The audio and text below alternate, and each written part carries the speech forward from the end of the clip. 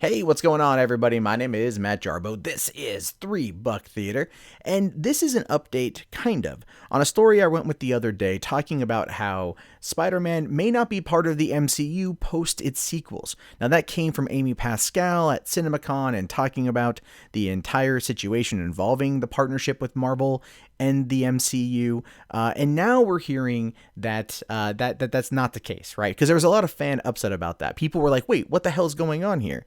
And the idea that I think Amy Pascal was probably trying to espouse, and maybe at the time I didn't quite approach it from that perspective, was that they are only contracted with Marvel for 3 films. That would be Spider-Man Homecoming and its 2 sequels that are reportedly going to be taking place while Peter Parker is in high school. So it's going to start with him as a sophomore at the age of 15, picking up where the events of Captain America Civil War left off, and then it's going to go with him being a junior in the next movie, and then him graduating at the end of the 3rd movie, which will then probably see him getting an internship or something at the Daily Bugle. So we're not going to get J. Jonah Jameson until probably the 4th movie, if they ever get to be that far. But given how popular Spider-Man is and everything else, I'm sure they've signed Tom Holland to at least 6 movies at this point in time. But as part of a way to kind of like clean up what Amy Pascal said the other day, Marvel Studios Director of Development Eric Carroll gave an interview, and he says that Sony's MCU-based Spider-Man movies have been finessed to fit within the Marvel movies' continuity phases. So this phases is a key word to look at here. Right now we're in Phase 3, the end of Avengers Infinity War, which is going to be finishing up Phase 3, moving into the beginning of Phase 4 in 2019.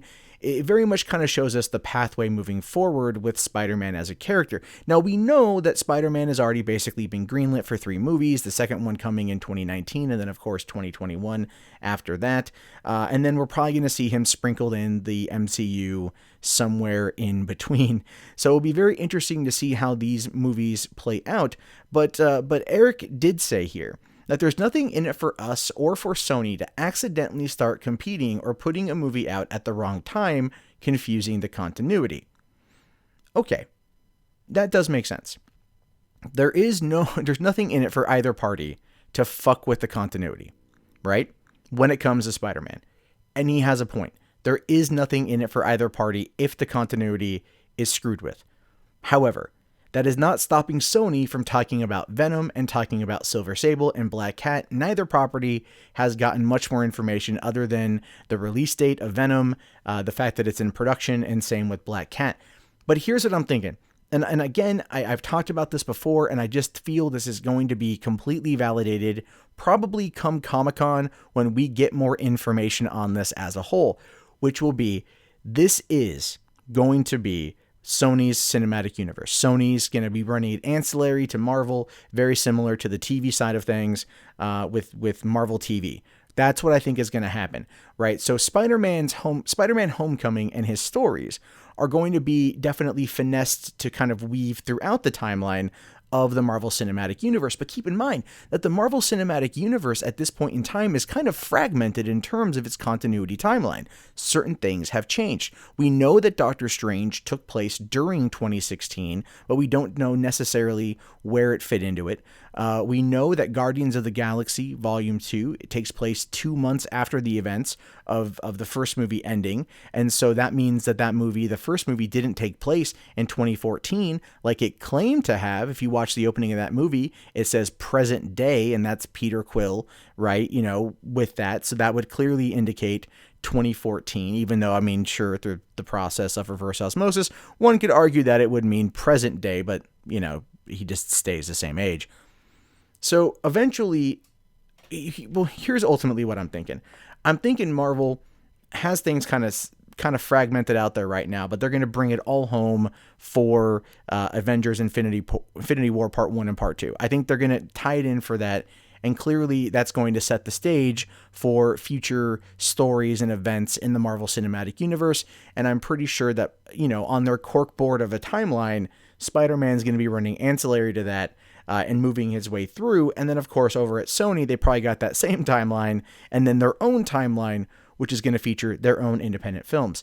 Now, Tom Holland is most likely going to appear in not every spin-off Marvel movie, but probably going to appear in the majority of them. Like I said, this dude can do this job for the next like 10, 15 years and just make a buttload of money and end up retiring fat, dumb, and happy after knowing that he has carried the franchise for so long because it's a hot property in Hollywood.